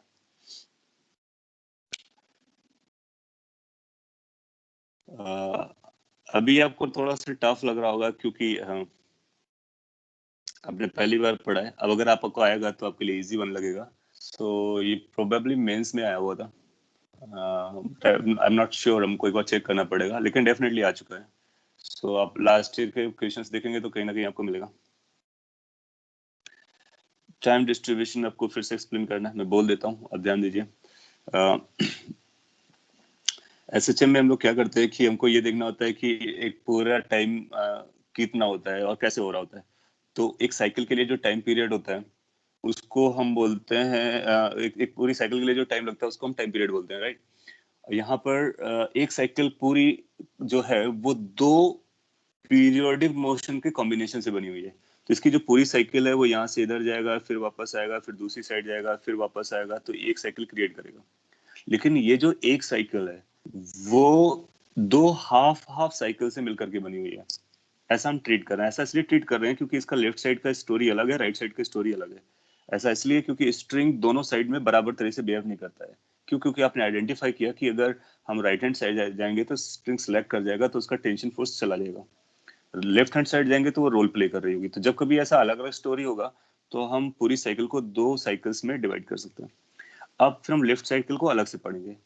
अगर लेफ्ट जैसी स्टोरी रही होती, अगर लेफ्ट जैसा ही रिस्टोरिंग लगता पूरे टाइम, तो टाइम पीरियड कितना था, तो उसके लिए ये रिस्टोरिंग लगता पूरा जो हम लोगों ने यहाँ पे कैलकुलेट किया। तो उसके लिए के इक्विवेलेंट कितना था, वो K plus A Y by L आता है। हम लोग जानते हैं कि स्ट्रिंग के लिए भी जो के होता है वो ए वाई बाई एल होता है, बेसिकली ये के वन प्लस के टू जैसा बोल रहा है। एनीवे, तो इसके अकॉर्डिंग अगर टाइम पीरियड आता तो कितना आता, वो T1 आता। तो उसका टाइम पीरियड, उस साइकिल का जो टाइम पीरियड होता है उसका ये हाफ वर्जन है जो लेफ्ट हैंड साइड पर है, सेकेंड हाफ उसका मिसिंग है। तो इसलिए जो T1 टाइम है वो हाफ साइकिल का था जो लेफ्ट हैंड साइड पे है। तो इसलिए T1 की वैल्यू T1/2, कैपिटल T1/2 बोले। Small T1 is the total time block remains in the left hand side, और capital T1 is the time period if left hand side वाला portion ही dominate करता या फिर वही दोनों केसेस पे रहता तो।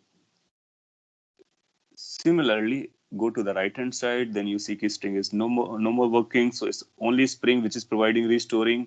तो अगर केवल स्प्रिंग रिस्टोर प्रोवाइड करती है तो उसका टाइम पीरियड ये होता है, T2 होता है। लेकिन सिंस हमको टाइम चाहिए इस पर्टिकुलर सिचुएशन का, तो ये इस साइकिल का हाफ वर्जन है। सो ये T2 जो है उस साइकिल का हाफ वर्जन है, इसलिए T2 की वैल्यू कैपिटल T2/2 हो जा रही है। And then you need to add them up. Once you add them up, you will get it कि what the total time become. और इनके सभी भी अगर कोई कंसर्न रह गया इस एक्सप्लेनेशन को एक बार रिवॉच कर लेना और क्लियर हो जाएगा। फिर मोर क्वेश्चंस हम लोग टैकल कर सकते हैं। अभी आप लोग इलास्टिसिटी से देख लिया, फ्लूइड से देख लिया और ग्रेविटेशन से भी देख लिया है। उधर जाएंगे तो रोटेशन में भी आएगा, और बाकी तो मैकेनिक्स में जितना रहता है वो हम लोग कभी भी इसको डील कर सकते हैं। स्प्रिंग वाला केस देखा भी है, स्प्रिंग वाले केस में और भी कॉम्बिनेशन बनाता है। सो इक्वेशन आपको देता हूँ जो रोटेशन की तरफ ले जाएगा आपको अपने को, लेकिन ये सिंपल रखते हैं पहले और उम्मीद करते हैं कि आप आंसर दे पाएंगे। लेट्स से कि अपने पास एक ये अरेंजमेंट है, सिंपल वाला अरेंजमेंट है जो हम कई बार देख चुके हैं। एक पुली है अपने पास और एक स्ट्रिंग लगा हुआ है, इसके साथ एक ब्लॉक, इसके साथ एक स्प्रिंग लगा दिया गया है,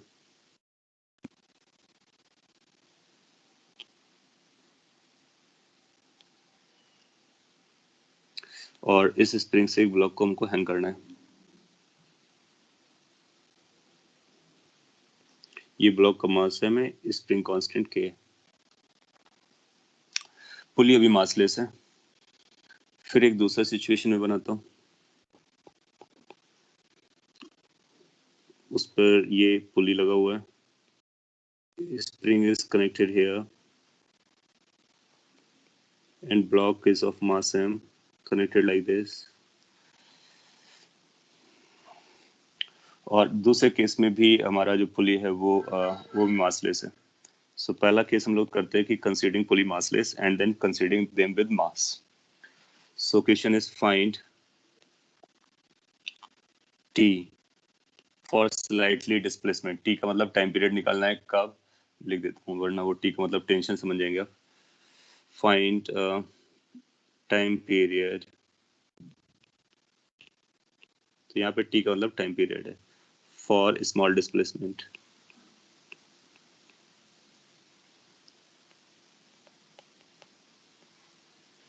मीनिंग ये है कि पहले वो इक्विलिब्रियम पे रहता है, फिर आप इसको स्मॉल डिस्प्लेस करते हो ब्लॉक को, और फिर वो ऑसिलेट करता है, एसएचएम करता है या पीरियोडिक मोशन करता है, तो उसका टाइम पीरियड निकालना है अपने को। दो पार्ट में इक्वेशन है। इफ पुली इज मासलेस, और ये पहला फिगर है और ये दूसरा फिगर है। So what will be the T1? Can you answer कि T1 मासलेस पुली होने के लिए फर्स्ट केस पे टाइम पीरियड कितना आने वाला है?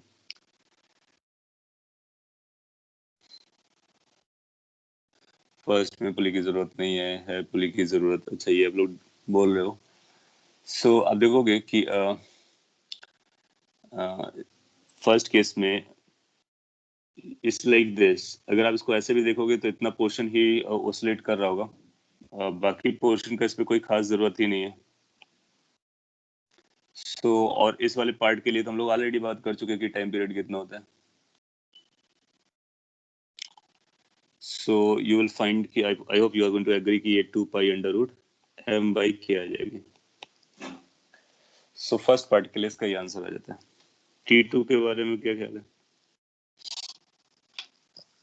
जब हम लोग T2 के बारे में बात करेंगे तो ये सेकंड वाला पार्ट हो गया, इसको भी हम लोग प्रूव कर सकते हैं। इसको सॉल्व करने के लिए पहले आप इक्विलिब्रियम कंडीशन के इक्वेशन बनाओ, फिर थोड़ा सा डिस्प्लेस करके इक्वेशन बनाओ और फिर सॉल्व करो, तो आप पाओगे कि इसका भी answer 2 pi under root m by k आ जाएगा। अगर आपको डाइजेस्ट हो रहा है तो हम लोग आगे बढ़ सकते हैं, और अगर डाइजेस्ट नहीं हो रहा है तो फिर इसको हम लोग प्रूव भी कर सकते हैं कि सेकंड पार्ट में भी वही आंसर आएगा। और अगर सेकंड में भी आ रहा है वही और आप डाइजेस्ट कर पा रहे हो तो फिर हम सेकंड केस के बारे में बात करेंगे। सेकंड केस का मतलब हुआ ये B part. If pulley has a मास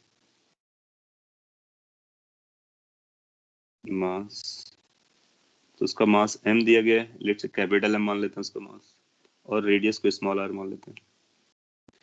ये फिर उसका मोमेंट ऑफ इनर्शिया भी दे देगा तब भी चलेगा। सेम कैसे होगा? फर्स्ट ये सेकंड वाले पार्ट को T2 को आप जरूर प्रूफ कीजिए घर में। क्या कीजिए, पहले इक्विलिब्रियम पे रखिए और T का मतलब kx नॉट होगा, kx नॉट mg के बराबर होगा। फिर इसके बाद में इसको थोड़ा सा डिस्प्लेस कीजिए x अमाउंट से। जैसे आप डिस्प्लेस करोगे तो इसका एलोंगेशन भी बढ़ जाएगा, यानी टेंशन बढ़ जाएगा। टेंशन बढ़ गया तो मतलब रिस्टोरिंग आएगा, रिस्टोरिंग आएगा तो फिर टोटल रिस्टोरिंग निकाल करके हम k पता कर लेंगे और अपना आंसर चेक कर लेंगे। You will find it's going to be the same. उसके पीछे रीजन क्या है कि अगर आपने इसको x बढ़ाया तो ये भी x से बढ़ेगी, और अगर x से स्प्रिंग बढ़ता है तो एक्स्ट्रा फोर्स कितना आता है? kx। तो kx will become the restoring. Same same story was here. और वो स्प्रिंग को इस साइड लगाओ इस साइड लगाओ, उससे कोई फर्क नहीं पड़ रहा है as long as the pulley is massless। Now situation becomes entirely different if pulley is having a mass। सो जब पुली मास रखेगा तो आप पाओगे कि जब ये ओसिलेट करेगा तो पुली भी रोटेट करेगी, तो उसकी एनर्जी भी चेंज करेगी। एनर्जी चेंज करेगी तो उसका भी रोल आएगा। लेकिन आप पाओगे कि इसका जो फर्स्ट पार्ट होगा इसकी वैल्यू भी वही आएगी, 2 pi under root m by k। ऐसा इसलिए क्योंकि हम लोगों ने थोड़ी देर पहले देखा कि ये यही केस बनता है इसमें पुली का इन्वॉल्वमेंट ही नहीं है, और इसका मतलब है कि जब पुली का इन्वॉल्वमेंट नहीं है तो इसका रोटेशन का कोई एक्सपेक्ट रोटेशन का इन्वॉल्वमेंट नहीं है, इसलिए उसका कोई रोल नहीं आएगा। सो बी पार्ट के लिए जो फर्स्ट केस है उसका आंसर वही रहता है। Now the most important becomes the second वाला पार्ट। क्या इसका वही आंसर रहेगा? नहीं। इस पे आप देखोगे पुली रोटेट करेगी, पुली के पास एनर्जीज आएंगी। फिर इसको कैलकुलेट अगर आपको करना होगा तो फोर्स मेथड हमारे लिए वर्क नहीं करेगा, या फिर फोर्स मेथड हमारे लिए कॉम्प्लिकेटेड रहेगा। और क्योंकि क्योंकि हम इस पर रिस्टोरिंग फोर्स नहीं निकाल सकते, क्योंकि पुली भी रोटेट कर रहा है, पुली से फोर्स निकालना टफ है। तो ऐसे सिचुएशन में हम लोग क्या करते हैं? एनर्जी मेथड को यूज करते हैं। वो कैसे वर्क करता है उसको समझते हैं। 42 सेकेंड केस के लिए, तो ये मैंने सारे केस बना दिए हैं। एग्जाम में क्या करता है, वो उसको सिंपल क्वेश्चन पूछता है कई बार, और सिंपल क्वेश्चन में इस तरह का अरेंजमेंट देगा, बोलेगा बताइए दोनों के टाइम पीरियड बराबर होंगे, अलग अलग होंगे, सिचुएशन बदलेगा, पुली मासलेस है, पुली मासफुल है, तो अकॉर्डिंगली हम आंसर देने वाले हैं। T2 कैसे कैलकुलेट करेंगे? टोटल एनर्जी निकालते हैं, तो उसके लिए हम ऐसा बोलेंगे कि इसको आपने थोड़ा सा डिस्प्लेस किया है एक्स अमाउंट से, और जहां पर ये पहले कभी रहा करता होगा, और जब ये इस लोकेशन पर है तो v वेलोसिटी से चल रहा है। जब ये v वेलोसिटी से चल रहा होगा तो ये ओमेगा से रोटेट भी कर रहा होगा, और इसके बाद आप इसकी टोटल एनर्जी को लिखना चाहते हैं। So let's write the energy. हम लोग एनर्जी मेथड यूज कर रहे हैं।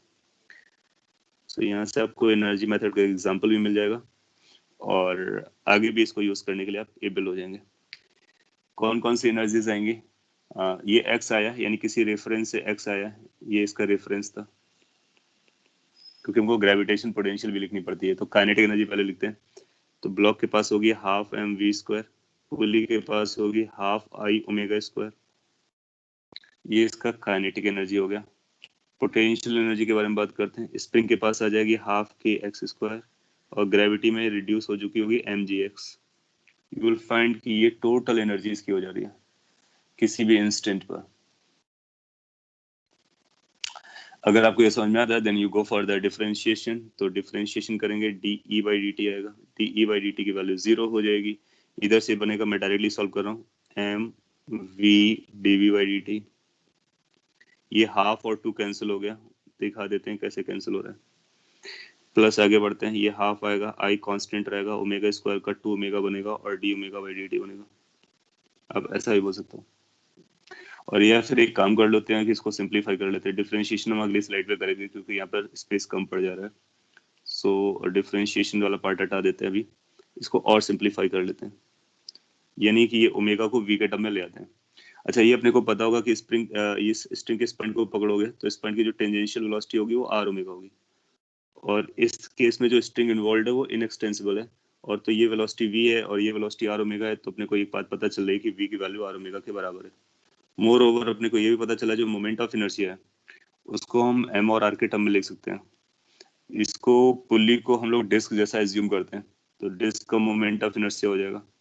तो ये बन जाएगा अपने लिए, आप आई भी रख सकते हो, तो बाद में चेंज कर लेंगे, तो ये बनेगा हाफ एम आर स्क्वायर। सो अगर आई निकालना होगा तो इस तरह से निकाल सकते हैं। वैल्यूज प्लेस कर देते हैं, ये हाफ एम वी स्क्वायर हो जाएगा, this is going to be half I. मैं अभी आई को रिटेन कर ले रहा हूँ, बाद में आप पहले वैल्यू प्लेस कर देंगे। ओमेगा की जगह आप लिख सकते हो V square by R square, और ये हाफ के एक्स स्क्वायर हो जाएगा, माइनस एम जी एक्स रहेगा।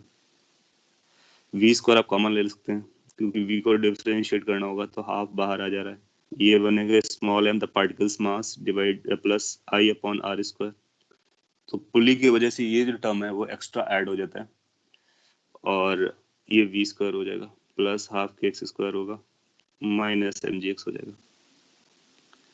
सो this is the total energy at an instant, it has to be constant. और इसी एनर्जी को हम यहाँ पे लिख दे रहे हैं फिर से, this was like half in the bracket M plus I upon R square and V square plus half K X square minus M G X. Cross check कर सकते हैं, यही था, हाँ यही था। Now what we need to do, now differentiate. तो differentiate करने पर डी और differentiation with respect to time of course is equal to half, ये जो कांस्टेंट टर्म है इसको बाहर निकाल लेंगे, और ये बनेगा twice V D V by D T. अब देखो ओमेगा वाला टर्म चला गया, half K twice X D X by D T, minus M G T X by D T, इसकी वैल्यू 0 हो जानी चाहिए। देन आफ्टर क्या करना है, सिंप्लीफाई कर लेते हैं, 2 से 2 कैंसिल हो जा रहा है, ये बन जा रहा है in bracket m plus I upon R square and this is a v, और dv बाई dt एक्सेलरेशन बन गया plus k into X into V minus M into G into V equal to 0।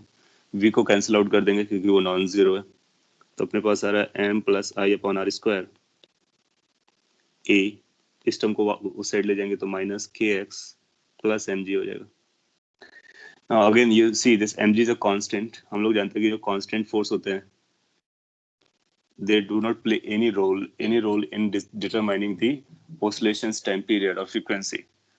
So इसको आप बोलोगे कि इसका role नहीं आएगा, तो अपने को k चाहिए, तो a की वैल्यू आप ऐसा लिख सकते हो minus k divide by m plus I upon R square into X plus constant. ये जो कॉन्स्टेंट है उसको हम इग्नोर कर सकते हैं किस केस के लिए, उस केस के लिए जब कभी ऐसी इक्वेशन बन के आएगी। सो इस कांस्टेंट को इग्नोर करेंगे तो ये हमारे लिए क्या बनेगा, ये ओमेगा स्क्वायर बन जाएगा। तो ओमेगा स्क्वायर अपने को पता चल गया, यानी ओमेगा की वैल्यू आपको पता चल, ये ओमेगा कौन सा है, ये टाइम पीरियड वाला है राइट, ये ऑसिलेशन वाला नहीं है, पुली वाला। तो फिर अपने को टी की वैल्यू पता चल जाएगी, टी की वैल्यू होती है 2 pi under root M by K, K का मतलब ये नंबर, ये पूरा वही था। तो ये ओमेगा हो जाएगा, तो इसका रेसिप्रोकल होगा, तो क्या बनेगा 2 पाई बाई ओमेगा होता है, तो इसको अंडर रूट लगा के रेसिप्रोकेट करना है, यानी this will become m plus I upon R square divide by K. So ये आपका आंसर बन जाएगा। आप चाहो तो इसको याद भी रख सकते हैं as a result. So difference क्या आता है, एक छोटा सा डिफरेंस आता है, जहां पर हम केवल मास लिख रहे थे तो इक्विवेलेंट मास ऑफ द पुली भी लिख लेते हैं, तो मास में पुली का मास ऐड कर देते हैं, पुली का जो इक्विवेलेंट मास आ जा रहा है वो आई अपॉन आर स्क्वायर के बराबर आ रहा है। सो ये मास में चेंजेस आए हैं, बाकी वही फॉर्मेट का चलता है। So role of pulley has come in this expression. कोई स्टेप आपको री एक्सप्लेन करना हो आप बोल सकते हो, बाकी आपकी स्टोरी सामने लिखी हुई है, मैं क्विकली री एक्सप्लेन जरूर कर सकता हूँ। सिंस पुली रोटेट कर रहा था तो पुली का मास है तो उसकी एनर्जी वो सब रोल प्ले करेगी। एनर्जी मेथड लगाने का, टोटल एनर्जी लिखने का, डिफरेंशिएट करने का, जो भी और कॉन्सेप्ट आपने लर्न किया उनको भी यूज करना होता है। सिंप्लीफाई करोगे फिर ए की वैल्यू समथिंग इनटू एक्स आ जाएगी, वो समथिंग जो होगा वो टाइम पीरियड से रिलेटेड होता है। और अब आपको ये रिजल्ट भी याद रहेगा, तो आप डायरेक्टली आंसर दे दोगे, मोमेंट ऑफ इनर्शिया दिया जाएगा उसको रख दोगे, आपको अपना आंसर मिल जाएगा। सो ये रोटेशन से लिंक हो गया और एनर्जी मेथड का एग्जांपल हो गया। सो इतना ही हम लोग आज रखते हैं, और इस पे जो टाइप ऑफ क्वेश्चंस किए हैं बेसिकली एप्लीकेशन ही है एसएचएम का, उसको आपको केयरफुली देखना होगा। अब वो आपको बहुत सारे क्वेश्चन क्रिएट कर सकता है इन्हीं पॉइंट ऑफ व्यू को दिमाग में रखते हुए। सो जब कभी आपको सॉल्व करना हो, draw the free body diagram, try to find the restoring force, if you can find it it's done, otherwise go for the energy method, differentiate it, उससे भी आपको निकालना है। ये दो मेथड से आपका आंसर आ जाएगा अगर उसके आंसर को आना होगा तो। लास्ट वाले स्टेप को एक्सप्लेन करने को आपने बोला, लास्ट वाले स्टेप को क्या बोलना है मैंने, ये कि ये कैलकुलेशन से आप यहाँ तक आ जाओगे, और इसके बाद में हम लोग ये जानते हैं कि एसएचएम के लिए क्या होता है कि ए की value minus omega square x ऐसा कुछ बनता है। लेकिन जब हम एनर्जी मेथड लगाएंगे तो सिंस एनर्जी मेथड में हम लोगों ने डिफरेंशिएट किया था इसको, एनर्जी को, और वो 0 आया था, तो आप पाओगे कि कुछ टर्म्स क्या होते हैं कि वो कुछ टर्म्स आपको यहाँ पे रीअपियर हो सकते हैं और जो कि कांस्टेंट होंगे। तो अगर कोई भी कांस्टेंट टर्म रीअपियर, कोई भी कांस्टेंट टर्म अपीयर होता है यहाँ पर इक्वेशन में, इस इक्वेशन के साथ में प्लस में, तो उसको आप इग्नोर करोगे क्योंकि वो जो कांस्टेंट टर्म है that does not play any role in determining the time period of frequency of SHM. ऐसा हम लोगों ने लास्ट क्लास में भी देखा था कि जब आपके पास ये स्प्रिंग है और इसको यहाँ पर अटैच करते हो तो एम लग रहा होता है, तो हम लोगों ने बात किया था कि इसका भी टाइम पीरियड वही रहता है क्योंकि एम एक कांस्टेंट फोर्स है, तो स्प्रिंग का फोर्स ही रिस्टोरिंग है इफेक्टिवली। सो और अगर आप प्रॉपर्ली सॉल्व करते हो तो एम कैंसिल आउट हो जाता है, जैसे कि अभी आपने बायंसी में देखा था। उसी की बायंसी में एक एग्जांपल मैंने डिटेल में सॉल्व किया था, तो ये जो पहले फोर्सेस लग रहे थे वो बाद में एक दूसरे को नलीफाई करते हैं। तो वही स्टोरी यहाँ पे भी चलती है प्रॉपर सॉल्विंग में। लेकिन हम अगर प्रॉपर सॉल्व नहीं कर रहे होते हैं तो उसमें वो कुछ कांस्टेंट आ जाते हैं। अगर कोई कांस्टेंट आ जाता है तो अपने को उसको ख्याल नहीं करने का, इसको अपने को ओमेगा स्क्वायर पकड़ना है। ओमेगा स्क्वायर जो टाइम पीरियड कैलकुलेट कर रहे हैं, तो उसी का फिर रेसिप्रोकेट कर देंगे, 2 पाई से मल्टीप्लाई कर देंगे तो अपने को टाइम पीरियड पता चल जाता है। अच्छा, अगर आपको ये कंफ्यूज हो रहा है कि ये ओमेगा स्क्वायर को मैं दो दो क्यों बोल रहा हूँ, उसके पीछे रीजन ये है कि यहाँ पर भी एक ओमेगा यूज हुआ है, राइट। सो वो ओमेगा हम लोगों ने उसके लिए यूज किया था, और टाइम पीरियड के लिए हम दूसरा ओमेगा यूज कर रहे हैं। ये रोटेशन वाला ओमेगा था, एंगुलर वेलोसिटी थी, वो एंगुलर फ्रीक्वेंसी आएगी। समझा आपको ये लास्ट पॉइंट क्या है? और इससे डायरेक्टली हम यहाँ पे जंप करते हैं, यहाँ से यहाँ तक जाना, ये एसएचएम की डायरेक्ट कैलकुलेशन है। अदरवाइज क्या करना होता है कि पहले इसको इंटीग्रेट करो, फिर इसके बाद में पोजीशन निकालो, वो सारा कुछ करना पड़ेगा। Okay, so that's all. Anything, any doubt on the today's lecture if at all? बहुत सारे क्वेश्चन आपने किए हैं जो कि आपके प्रैक्टिस में हेल्प करेगा। नेक्स्ट क्लास में हम लोग एंगुलर एसएचएम के बारे में पढ़ेंगे और एसएचएम से रिलेटेड जो बचे हुए स्टफ है उसके बारे में बात करेंगे, और थ्योरेटिकली मोस्ट लाइकली कवर हो जाएगा। थोड़ा बहुत पोर्शन बचेगा तो फिर नेक्स्ट वीक के फर्स्ट लेक्चर में इसको वाइंड अप कर देंगे प्रॉपर्ली। हाँ, आप ऐसे भी लगा सकते हो। Now you can go for ऐसे बुक और एनी सॉल्विंग बुक जो आप फॉलो करते हो। सेंगेस भी ट्राई कर रहे हो तो वो भी कर सकते हो, क्योंकि अब आप टाइम पीरियड निकाल सकते हो, डिफरेंट डिफरेंट चैप्टर से लिंक कर सकते हो, और बेसिक आइडिया क्या चलता है वो आपको पता चल गया।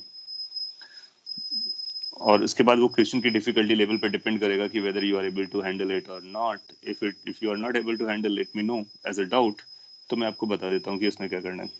ठीक है।